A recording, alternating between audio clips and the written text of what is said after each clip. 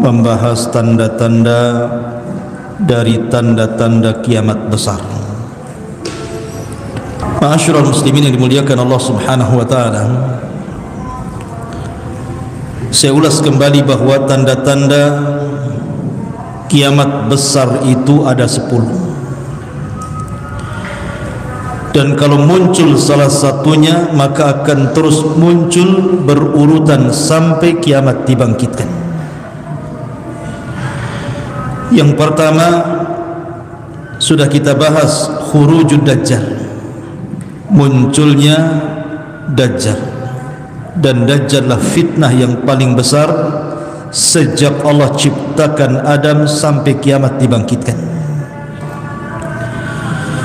Kemudian yang kedua, turunnya Isa bin Maryam. Dan turunnya Isa bin Maryam adalah alamatus sa'ah atau alamat tanda-tanda kiamat besar yang kedua yang ditugaskan oleh Allah Azza wa Jalla untuk membunuh Dajjal. Kemudian yang ketiga, khuruj Ya'juj wa Ma'juj, keluarnya kaum dari dua kabilah Yafis ibnu Nuh, turunan Yafis putra Nuh alaihi salatu wassalam, yang disebut dengan Ya'juj wa Ma'juj. Dua kabilah besar yang jumlahnya tidak ada yang tahu kecuali Allah. Maka ini tiga tanda dari tanda-tanda kiamat besar. Kemudian tanda yang keempat, muncul gempa dari arah timur dengan gempa yang sangat besar. Kemudian tanda yang kelima, disusul gempa dari arah barat dengan gempa yang sangat besar. Kemudian yang keenam, gempa di Jazirah Arab yang disabdakan Nabi sallallahu alaihi wasallam, khasfun bil masyriq wa khasfun bil maghrib wa khasfun bi jaziratil Arab. Akan terjadi gempa hebat dari arah timur yang menenggelamkan bukan satu desa, satu negara. Kemudian disusul dengan gempa dari arah barat juga sama. Dan yang terakhir, gempa di Jazirah Arab. Satu kota bisa hancur. Itu sudah berapa? Sudah 6 tanda-tanda kiamat besar. Kemudian setelah terjadi gempa dari arah timur, barat dan juga Jazirah Arab, yang ketujuh, muncul dukhan, asap yang sangat hitam yang menutupi langit. Dan siapapun yang menghirup asap ini dan dia kafir, maka dia akan merasakan sakit yang luar biasa sampai akan mengeluarkan darah dari lubang hidung, telinga dan juga matanya. Bahkan sebagian mereka mati. Tapi kalau yang menghirup seorang yang beriman hanya sebatas pilek saja. Kemudian setelah asap diangkat oleh Allah Azza wa Jalla, muncul tanda di mana tobat ditutup Allah Subhanahu wa taala. Muncul matahari dari arah terbenamnya, dari arah barat. Kalau sudah muncul matahari dari arah barat, maka la yanfa'u nafsun imanuha, tidak mungkin manfaat lagi iman seseorang. Doa sudah tidak diterima, tobat sudah ditutup, amalan soleh sudah tidak diangkat, percuma. Kemudian alamat yang keberapa? Yang ke-9, khuruj ad-dabbah, munculnya binatang melata yang tugasnya menstempel mukmin dan kafir. Dan yang terakhir yang kita akan bahas malam ini, khurujun nar, keluarnya api dari arah Hijaz dan juga Aden Yaman yang akan menggiring manusia sampai ke tempat berkumpulnya di Syam. Ini 10 tanda dari tanda-tanda alamat kiamat besar. Kalau sudah muncul 10 tanda ini, maka bumi dan alam semesta akan dihancur-hancurkan Allah. Ma'asyiral muslimin yang dimuliakan Allah Azza wa Jalla, adapun keluarnya api dari arah Yaman Adan ada dalam riwayat Hijaz, dan itu sudah dibuktikan oleh NASA bahwa di bumi Aden Yaman itu memang banyak burkan di dalam perutnya itu. Dalam perut bumi Aden itu banyak burkan, artinya api yang sangat besar. Lah api ini diciptakan oleh Allah Subhanahu wa taala untuk menjadi tanda-tanda akhir dari tanda-tanda kiamat besar. Nanti api ini akan keluar dari perut bumi, kemudian akan membakar lautan, dan bermula dari Yaman, kemudian disusul di Hijaz. Hijaz itu Mekah dan Madinah, kemudian akan bersatu. Lah api ini tidak diciptakan membakar manusia, tapi dia membakar segala sesuatu yang disentuhnya. Kalau seandainya dia menyentuh pohon, maka terbakar pohon itu. Menyentuh rumah, terbakar rumah itu. Menyentuh gedung, terbakar gedung itu. Tapi manusia tidak akan terbakar, karena api ini hanya ditugaskan untuk menggiring saja. Jadi kalau kita diam, apinya juga diam. Kalau kita tidur, apinya diam. Tapi kalau kita jalan, apinya jalan. Dia hanya tugasnya menggiring saja. Jadi api ini nanti akan menggiring satu dunia, dari ujung barat ke ujung timur, dari ujung selatan sampai ke utara, hanya menggiring manusia, mengumpulkan, diarahkan ke negeri Syam. Makanya Syam itu disebut Ardul Mahsyar, bumi tempat berkumpulnya manusia di akhir zaman. Lah tentu sebelum ada api yang menggiring ini, ada tanda-tanda kiamat kecil yang terselip di antara tanda-tanda kiamat besar. Pertama, robohnya Ka'bah, dan itu setelah tidak ada yang haji lagi dan tidak ada yang umrah saat wafatnya Isa bin Maryam, karena Isa itulah yang terakhir haji dan umrah bersama kaum muslimin. Maka ketika kemudian Ka'bah sudah tidak ditawafi lagi, tidak ada haji dan umrah, maka muncul pasukan dari negeri Ethiopia, negerinya Abraha, negerinya Habasyah, yang bernama Dzu Suwaiqataini. Orang yang bernama Dzu Suwaiqataini, orangnya tinggi, hitam, kemudian jalannya egang karena kakinya seperti busuk. Namanya disebut Dzu Suwaiqataini, pemilik lutut yang bengkok. Itu bawa pasukan dari Ethiopia, dari Habasyah, kemudian datang ke Ka'bah. Maka Ka'bah dihancurkan sekeping demi sekeping sampai rata dengan tanah. Dan ini terulang yang sebelumnya dari negeri Ethiopia juga yang hendak menghancurkan Ka'bah. Siapa? Abraha. Abraha itu dari Ethiopia, dari Habasyah, membawa pasukan gajah, tetapi Allah halau. Kenapa? Karena Mekah masih ada orang haji dan umrah. Tapi ketika kemudian Ka'bah sudah tidak ditawafi lagi, maknanya tidak ada haji dan umrah, nanti di akhir zaman, maka akan muncul pasukan dari negeri Habasyah, Ethiopia, dipimpin oleh Dzu Suwaiqataini. Di tangannya ada palu besar, kemudian mencongkel Ka'bah sebata demi sebata sampai rata dengan tanah, kemudian digali dan diambil pembendaharaan isinya. Emas-emas yang di bawah Ka'bah itu semua diambil. Tapi kemudian tentara Dzu Suwaiqataini ini dihancurkan oleh tentara dari Yaman, dari negeri Himyar, dan dibunuh dan dikalahkan. Ini juga tanda kiamat kecil yang terselip di antara tanda-tanda kiamat besar. Termasuk juga tanda-tanda kiamat kecil yang terselip di tanda-tanda kiamat besar adalah munculnya angin yang sangat dingin sekali. Dinginnya itu sampai kemudian mencabut arwah orang-orang yang beriman walaupun memiliki iman sebiji darah. Jadi angin ini akan masuk ke ketiak-ketiak orang-orang yang memiliki iman walaupun sebiji darah.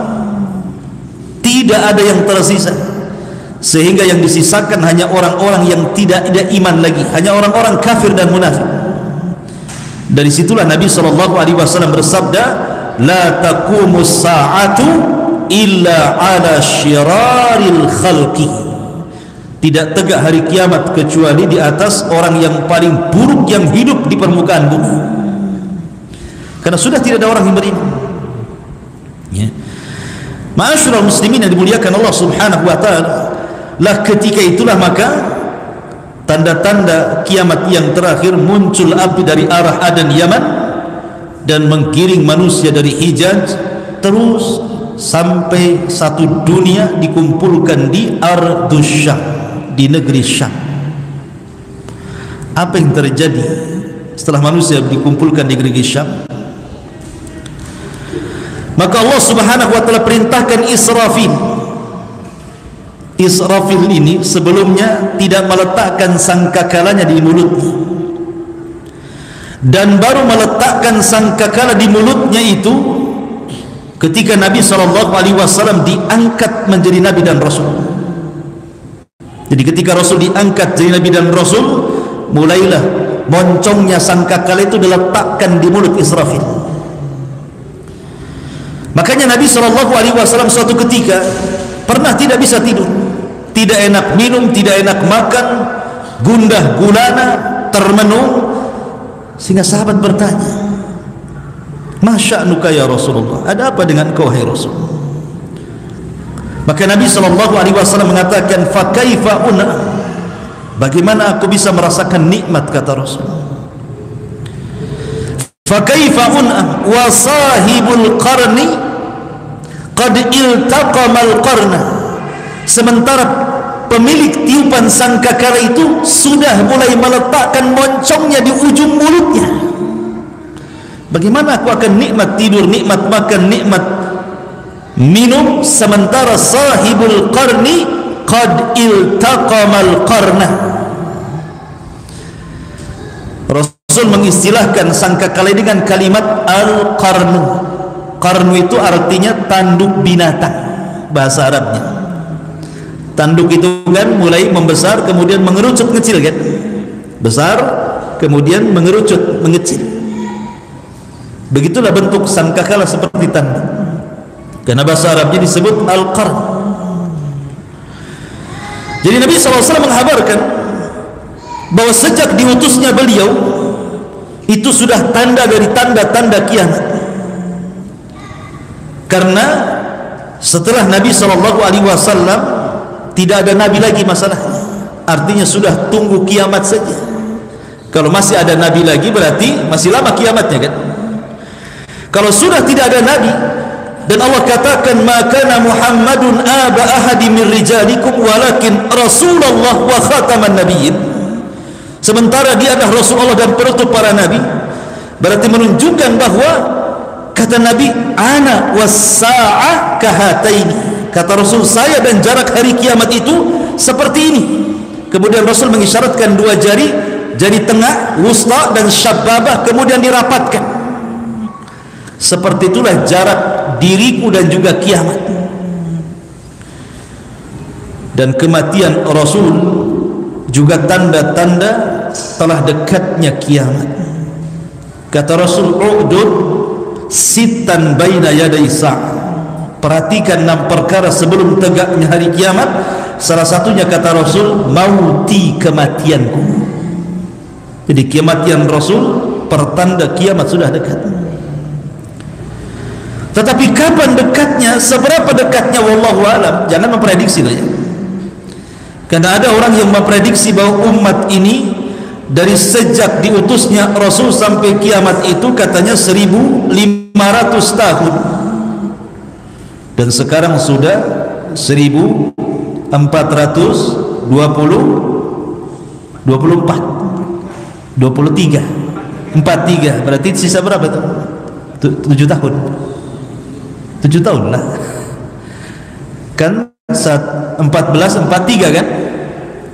Berarti 1443 dari 15 dikurangi 1443 kan sisa 7 tahun. Hah? 7 tahun? Hah? 57 tahun lagi mau kiamat kita. Dari mana ya Allah ya Rabb ya.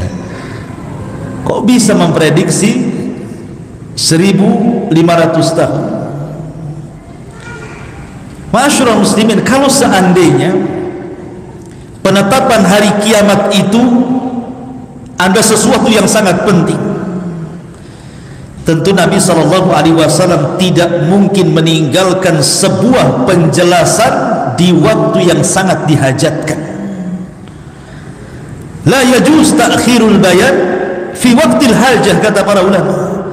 Tidak boleh mengakhirkan sebuah penjelasan padahal penjelasan itu sangat dihajatkan. Tetapi karena kiamat itu adalah rahasia Allah, Allah yang tahu, sampai kepada Nabi dan malaikat Jibril saja tidak tahu. Ketika Jibril bertanya soal kapan kiamat, apa kata Rasul? Mal mas'ulu anha bi'a'lama minas sa'il. Orang yang ditanya tidak lebih paham dibandingkan orang yang bertanya. Maknanya saya dan engkau wahai Jibril tidak tahu kapan kiamat. Kalau sekelas Rasul tidak tahu kapan kiamat, kemudian sekelas Jibril tidak tahu kapan kiamat, tiba-tiba muncul seorang ustaz yang memegang kunci hari kiamat atau jadi panitia hari kiamat, memprediksi bahwa kiamat sudah ditentukan waktunya. Akalnya di mana? Kok dia bisa mendahulukan Allah, Rasul, bahkan para malaikat? Ma'asyiral muslimin yang dimuliakan Allah Azza wa Jalla, makanya kenapa Allah rahasiakan kiamat itu? Karena ada hikmah.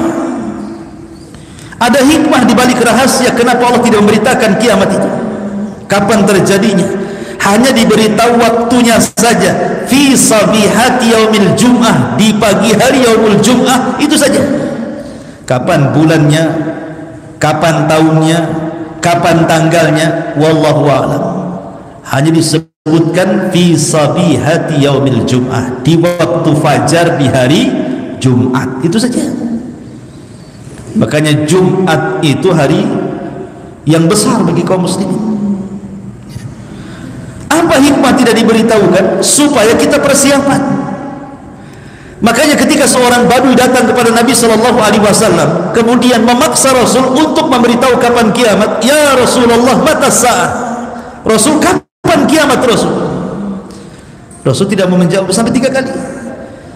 Maka pertanyaan balik, kata Rasul, wa ma'adad talaha. Kau dari tadi tanya kapan kiamat, kapan kiamat, apa yang kau siapkan? Nah, ini pertanyaannya. Apa yang kau siapkan untuk tegaknya kiamat itu? Apakah engkau bertanya soal kiamat, ingin menyaksikan bagaimana gedung-gedung dihancurkan, laut ditumpahkan, matahari ditabrakkan, bumi digoncangkan? Apa untuk melihat itu? Tetapi hari kiamat itu, hikmah dirahasiakannya adalah sabda Rasul, wa ma'adadta laha. Lalu apa yang kau siapkan? Jadi dirahasiakan itu untuk persiapan, dan persiapan terbaik hanyalah takwa. Wa tazawwadu fa inna khaira zadi taqwa. Berbekalah kalian, karena sebekal-bekal terbaik adalah takwa. Melaksanakan perintah, menjauhi larangan, menikmati yang dihalalkan, menjauhi yang diharamkan. Itulah takwa. Ya. Ma'asyiral muslimin yang dimuliakan Allah Azza wa Jalla, ketika Israfil meniupkan sangkakalanya, terjadi khilaf para ulama berapa kali tiupan. Sebagian ulama mengatakan bahwa Israfil meniup sangkakala itu 3 kali nafakhat, 3 kali tiupan. Yang pertama tiupan kejutan, yang kedua tiupan kematian, yang ketiga tiupan kebangkitan. Ini satu pendapat. Pendapat yang kedua, dan ini yang dirajihkan banyak para ulama, bahwa Israfil itu cuma meniup 2 kali trompet saja.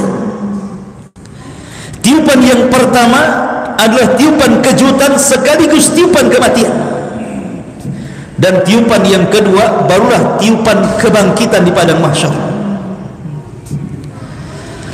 Lah ketika Israfil meniupkan sangkakalanya, Allah katakan dalam Al-Quran, Al-Qari'atu mal-Qari'ah. Apa itu Qari'ah?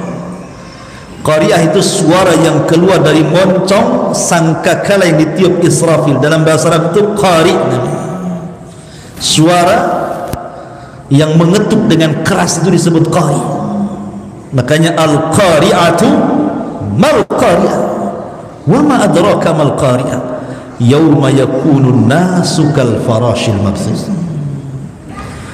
Ketika suara itu keluar dari moncong Israfil, maka siapapun yang mendengar suara itu akan terkejut kemudian mati. Jadi suara itu akan terus mencari manusia yang hidup, mencari jin yang hidup, mencari malaikat yang hidup. Setiap kemudian terdengar suara, mati. Terus berjalan suara ini, setiap terdengar mati, terdengar mati, terdengar mati, begitu. Satu persatu jin itu tumbang mati, satu persatu manusia mati, termasuk satu persatu malaikat mati. Allah mengatakan, wa futihatis sama fakanat abwaba. Maka langit dibuka pada hari kiamat dan malaikat mengosongkan langit, dan satu persatu malaikat wafat. Jin juga sama, apalagi manusia, makhluk yang lemah, satu persatu mati. Dan yang pertama mendengar suara trompet itu rajulun, seorang laki-laki yang sedang memperbaiki kolam untuk minum unta, ya. Jadi ada seorang laki-laki sedang memperbaiki kolam, di mana kolam itu digunakan untuk tempat air minum unta. Dialah yang pertama kali mendengar tiupan sangkakala, tiba-tiba terkejut kemudian mati. Kemudian mulai ke jalan-jalan mati, masuk ke pasar-pasar, masuk ke rumah-rumah, masuk ke lubang-lubang, sehingga satu persatu manusia mati, ya. Ketika tidak ada makhluk yang berakal kecuali dibinasakan oleh Allah Azza wa Jalla, mulailah suara itu menghancurkan satu persatu alam semesta. Bayangkan suara tiupan itu luar biasa dahsyat. Ketika kemudian tiupan itu mengenai bumi, apa yang terjadi? Idza zulzilatil ardu zilzalaha.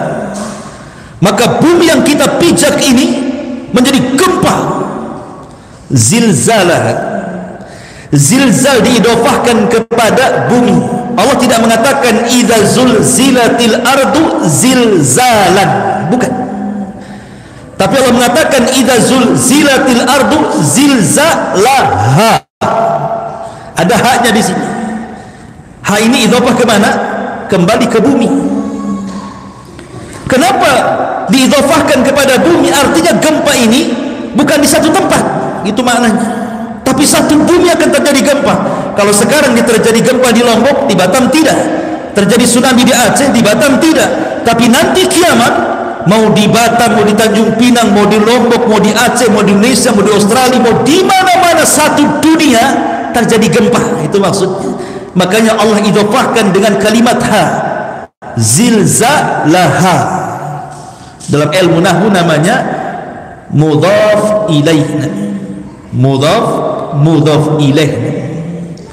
Jadi gempa diidofahkan kepada bumi. Jadi satu bumi gempa. Bayangkan ketika suara trompet mengenai bumi, gempa satu dunia. Apabila suara trompet itu terdengar oleh lautan, apa yang terjadi? Wa idzal biharu fujirat.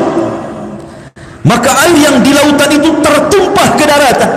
Anda bisa bayangkan sebagian kecil laut Aceh itu, ketika terjadi tsunami, tumpah air lautan ke daratan, berapa ratus ribu jiwa dalam hitungan detik mati. Tidak perlu jam, tidak perlu hari, tidak perlu minggu. Itu baru sebagian kecil laut Aceh saja.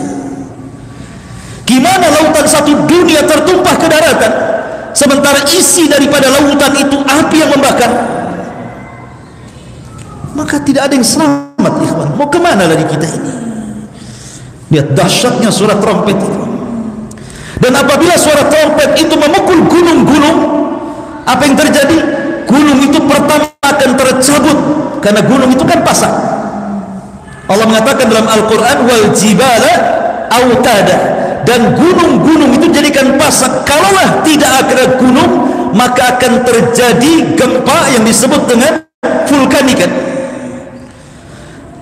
Kenapa kemudian bumi ini menjadi stabil, kita bisa berjalan tanpa ada lini? Ada gunung yang menjadi pasak bumi itu, makanya stabil bumi ini. Kita bisa berjalan tanpa harus goyang kiri kanan. Coba ada lini, sedikit saja lini gitu ya, kita ada goyang-goyangan itu ya kan?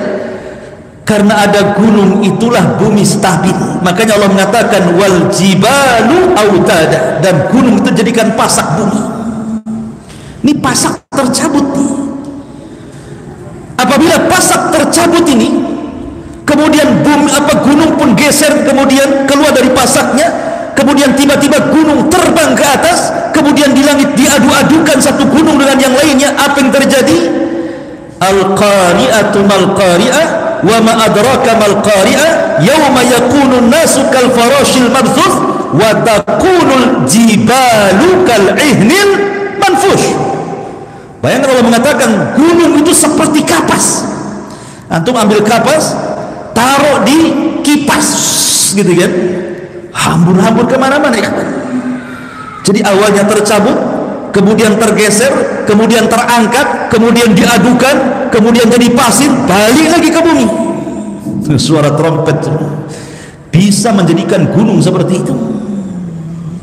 Apabila suara trompet ini mengenai bintang-bintang yang ada di langit, apa yang terjadi? Wa idzal kawakibun tasarat, dan apabila bintang satu dengan yang lain itu ditabrak-tabrakan, satu planet dengan planet yang lain ditabrak-tabrakan, apa yang terjadi? Api di langit, api di bumi, api di lautan. Kira-kira siapa yang selamat? Nanti hari kiamat semua api. Jadi api di langit, api di bumi, api di lautan, api semuanya. Siapa yang bisa selamat dari kiamat? Ma'asyiral muslimin yang dimuliakan Allah Azza wa Jalla, dari sekian planet itu yang diselamatkan cuma dua, matahari dan bulan, tidak dihancurkan. Matahari dan bulan tidak dihancurkan. Matahari dan bulan ini tidak akan ketemu kan? Nggak akan ketemu matahari dan bulan itu, karena ketika matahari terbenam, bulan muncul. Kapan ketemunya? Ketemunya nanti pada hari kiamat. Matahari dan bulan itu akan dijadikan satu, ya, akan menyatu. Itu matahari dan bulan itu akan menyatu dan akan diletakkan nanti pada hari kebangkitan 1 mil di atas kepala. Dan itu disyaratkan dalam Al-Quran, wa jumi'asy syamsu wal qamar, ketika matahari digabungkan oleh Allah Azza wa Jalla dan diletakkan di atas kepala 1 mil. Anda bisa bayangkan, Allah Subhanahu wa Ta'ala sudah memberikan nikmat meletakkan matahari itu di porosnya. Artinya suhunya sudah diatur. Kalau seandainya ini matahari di poros nih, kemudian matahari dikeluarkan dari porosnya, didekatkan ke bumi, terbakar bumi. Kalau matahari dicabut dari porosnya, dijauhkan dari bumi, beku bumi. Tetapi Allah paskan itu, sehingga tidak menjauh dari bumi dan tidak beku, dan tidak mendekati bumi sehingga terbakar. Bayangkan Allah Subhanahu wa Ta'ala memberikan nikmat luar biasa matahari itu. Dan nanti pada hari kiamat matahari itu akan digabungkan dengan bulan, kemudian diletakkan di atas kepala. Gimana rasanya? Dia rasakan saja nanti. Ya. Ma'asyiral muslimin yang dimuliakan Allah Azza wa Jalla. Kemudian apa lagi yang terjadi? Apabila tiupan sangkakala terkena, makhluk-makhluk yang ada di langit, para malaikat satu persatu berjatuhan, tumbang, meninggal. Ketika itulah Allah Subhanahu wa Ta'ala genggam bumi, dan Allah melipat langit seperti melipat kertas. Langit itu kayak kertas diguling-guling gitu ya. Ya. Bayangkan kalau sudah langit digulung oleh Allah dan bumi dalam genggamannya, kemudian dihancur-hancurkan selama 40. Rasul tidak menyebutkan 40 hari, Rasul tidak menyebutkan 40 bulan, Rasul tidak menyebutkan 40 tahun. Kata Abu Hurairah radhiyallahu an, ketika Allah menghancur-hancurkan dari tiupan sangkakala pertama kemudian sampai tiupan sangkakala kedua, itu jaraknya 40. Abu Hurairah ditanya, apakah 40 hari wahai Abu Hurairah? Kata Abu Hurairah, fa'abaitu, aku pun enggan menjawabnya. Apakah 40 bulan ya Abu Hurairah? Kata Abu Hurairah, fa'abaitu, aku pun enggan menjawabnya. Apakah 40 tahun? Fa'abaitu, aku pun enggan menjawabnya. Yang jelas jarak tiupan antara dua sangkakala itu saat Allah hancur-hancurkan bumi dan langit dan alam semesta itu 40. Tetapi kalau disebut angka biasanya terlama. Berapa? 40 tahun. Ya bisa 40 bulan, bisa 40 hari. Tapi biasanya kalau disebutkan angka diambil terlama. Berarti jaraknya 40 tahun. Dan kalau seandainya sudah hancur semuanya, tidak ada manusia, tidak ada jin, tidak ada malaikat, bintang sudah tidak ada lagi, bumi sudah hancur, lautan sudah kering, apa yang terjadi? Maka Allah subhanahu wa ta'ala akan datang, kemudian akan memanggil-manggil makhluknya dan mengatakan, limanil mulkul yaum, limanil mulkul yaum. Sekarang kalian tahu milik siapa kekuasaan ini? Ainal mutakabbirun, ainal jabbarun, di mana orang-orang yang congkak dan sombong itu? Limanil mulkul yaum, milik siapa kekuasaan ini? Tidak ada yang jawab, semua mati. Maka Allah jawab sendiri, lillahil wahidil qahhar. Ketahuilah bahwa kekuasaan itu hanya milik zat yang satu, yang maha perkasa, Allah subhanahu wa ta'ala. Ma'asyiral muslimin yang dimuliakan Allah azza wa jalla, karena ketika makhluk itu semua diwafatkan, malaikat, jin dan manusia, yang tersisa hanya 4 malaikat. Malaikat Jibril, Mikail, Israfil dan Malakul Maut. Allah memanggil Malakul Maut. Siapa lagi yang tersisa yang belum kau cabut nyawanya? Maka Malakul Maut mengatakan, semua sudah wahai Rabb. Malaikat semua sudah wafat, jin semua sudah wafat, manusia sudah wafat, kecuali Jibril, Mikail dan Israfil. Maka Allah katakan kepada Malakul Maut, cabutlah nyawa mereka bertiga.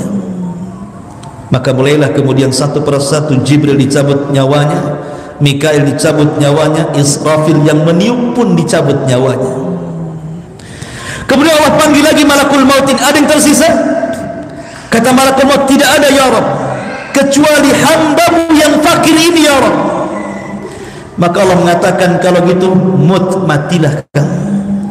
Maka kematian pun mati. Malaikat yang suka mencabut nyawa, dicabut nyawanya oleh Allah. Tidak ada lagi makhluk yang hidup di permukaan bumi. Disitulah Allah subhanahu wa ta'ala firmankan, yauma tubaddalul ardu ghairal ardi. Pada hari di mana Allah ganti bumi yang kita pijak dengan bumi yang baru. Apakah maknanya bumi yang kita pijak ini hilang, kemudian Allah ciptakan lagi bumi yang baru? Bukan itu. Bumi yang baru tetap bumi yang lama, cuman dirubah bentuknya. Kata para ulama tafsir, ketika mentafsirkan ayat yauma tubaddalul ardu ghairal ardi was samawati matwiyatun biyamin akhir ayat, maksudnya bumi yang tadinya mukarrah, yang tadinya bulat itu Allah akan hancurkan dan Allah akan datarkan. Sekarang bumi itu ada yang meninggi, ada yang rendah, ada bukit, ada gunung, ada lembah. Tapi nanti bumi akan dihancurkan, kemudian dihamparkan, sehingga tidak ada yang meninggi, tidak ada yang merendah, tidak ada bukit, tidak ada gunung, tidak ada lembah, semua rata. Dan tidak ada maklam alamat, tidak ada alamat. Artinya kalau sekarang kan ada tanda ke Nagoya, ke Jodoh, ke mana, ada tandanya sekarang. Ada tandanya ini RT sekian, kelurahan sekian, nanti tidak ada. Dan bumi akan kembali berwarna putih seperti tepung, seolah-olah tidak pernah dipinjak maksiat lagi. Ketika itu manusia dibangkitkan oleh Allah Azza wa Jalla pada tiupan sangkakala. Setelah Allah kemudian bangkitkan Israfil dan disuruh meniupkan kembali sangkakalanya, maka manusia akan dibangkitkan. Yuhsyarun nas yaumal qiyamah khufatan uratan ghurlan buhman, kata Rasul. Pada hari kiamat Allah akan bangkitkan manusia. Pertama, urah, tidak pakai baju. Kemudian khufat, tidak pakai sandal. Kemudian ghurlan, tidak dikhitan. Kemudian buhman, tidak membawa satu pun harta di badan. Lalu apa yang dibanggakan? Apa yang dibanggakan? Artinya mau anda bekas presiden, mau anda bekas menteri, mau anda bekas pengusaha orang kaya, ketika nanti dibangkitkan, pertama tidak pakai pakaian, kedua tidak dikhitan, ketiga tidak pakai sandal, dan tidak memiliki harta di badan satu helai pun, seperti bayi yang baru lahirkan. Lalu apa yang dibanggakan? Maka Abdul Aziz, Umar bin Abdul Aziz mengatakan, halaka anni sultani, ma aghna anni maliyah, halaka anni sultani. Duhai kiranya harta yang kubanggakan, apalah manfaatnya? Jabatan yang selama ini ku agung-agungkan tidak pun ada manfaatnya, karena pada hari itu semua sama. Semua sama. Jangan lagi ketika dibangkitkan, manusia ketika wafat aja semua sama, ya kan? Karena manusia itu punya kemuliaan kalau terangkai dari dua. Pertama, ruh dan jasad. Kalau ruh dan jasad masih menyatu, orang itu masih punya kemuliaan. Masih pakai baju bagus, bintangnya diletak-letakkan kiri kanan, ya kan? Masih punya mobil, mobilnya bagus, masih punya rumah. Itu kalau ruh dan jasad masih disatukan. Coba kalau dipisahkan ruh dan jasad itu, di mana jasadnya dicabut ruhnya, apa yang terjadi? Dia jadi bangkai, jadi mayat. Pakaiannya seragam semua warna putih, warnanya putih semua, tidak ada mayat itu dibungkus pakai kain batik, itu tidak ada ceritanya. Semua putih, kain kapan harganya murah, bisa dikoyak. Ke kuburan saya pakai keranda, pakai mobil ambulan, kan itu ambulan partai yang mengantarkannya. Sampai di kuburan apa yang terjadi? Ditinggal oleh keluarganya, hartanya jadi rebutan anak warisannya. Lalu apa yang dibanggakan? Itu baru mati, gimana hari kiamat? Ya. Masyaallah muslimin yang dimuliakan Allah Azza wa Jalla, intinya bahwa ketika manusia dibangkitkan itu, maka yang pertama kali dibangkitkan siapa? Nabi SAW. Sayalah orang yang pertama siuman, kata Rasul. Tapi setelah itu aku melihat Musa sedang bersandar. Aku tidak tahu apakah dia duluan yang bangkit ataukah diriku, kata Rasul. Saya tidak tahu. Tapi yang jelas adalah awal yang pertama keluar dari kuburan. Dan Allah mengatakan wa alqat ma fiha wa takhallat.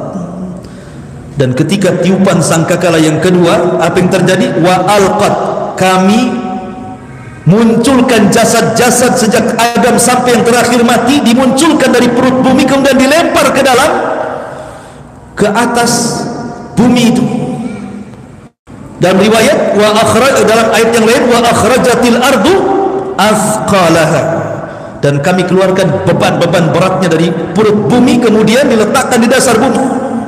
Maksudnya bangkai-bangkai manusia itu mulai bergelimang di padang mahsyar, belum ada ruh, dan mereka dibangkitkan dari tulang ekornya.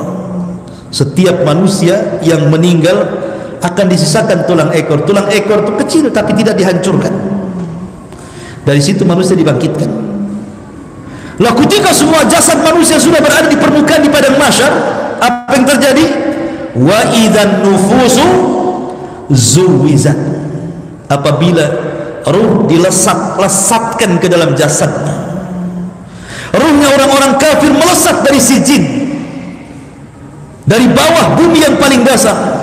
Ruhnya orang-orang mukmin melesat dari iliyin, dari tempat ketinggian. Kemudian mereka melesat mencari jasadnya masing-masing, dan tidak ada yang tertukar dengan yang lain. Tidak mungkin ruh saya tertukar dengan ruhnya bangkai. tidak akan tertukar. Ruh akan sesuai dengan jasad yang pernah ditempatinya itu. Dan ketika wa idzan nufusu zuwizat, ketika roh dilesat-lesatkan, dimasukkan ke dalam jasad, tiba-tiba kemudian orang-orang pun bangkit.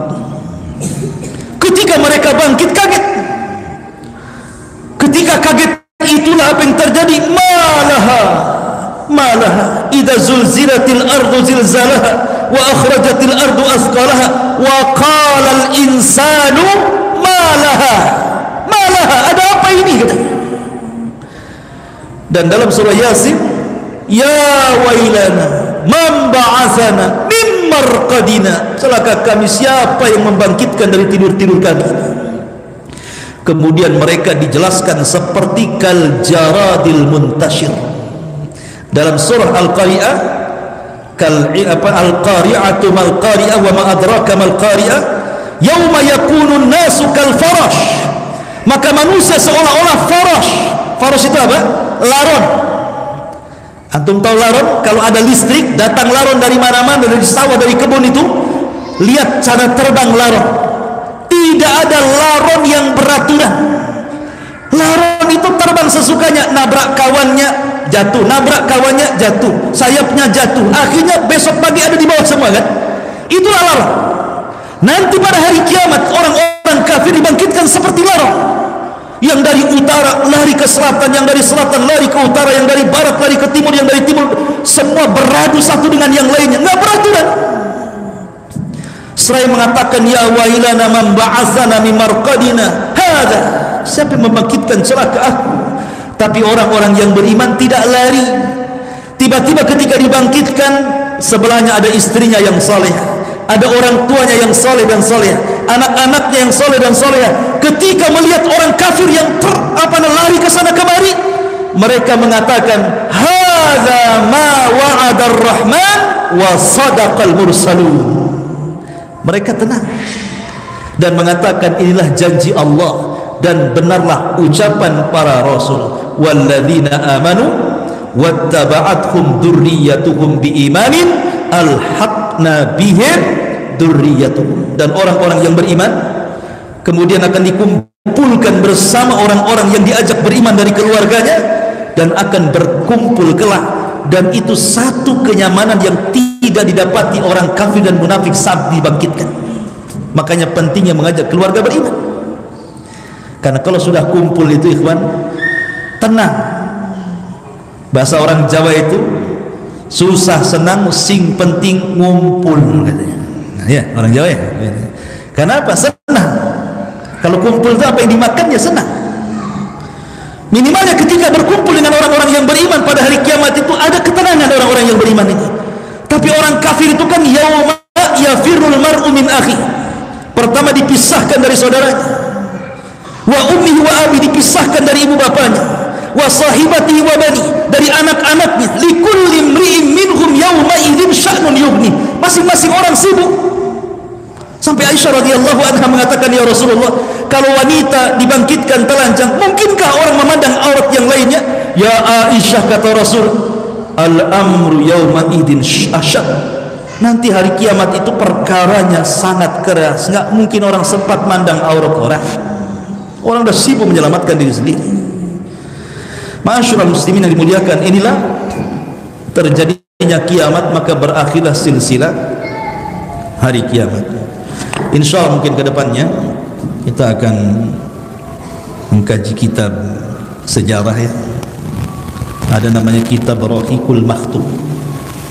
Itu sejarah singkat Nabi SAW dari lahir sampai wafat, sudah diterjemahkan. Nama kitabnya Rahiqul Makhtum, karya Al-Imam Al-Mubarakfuri.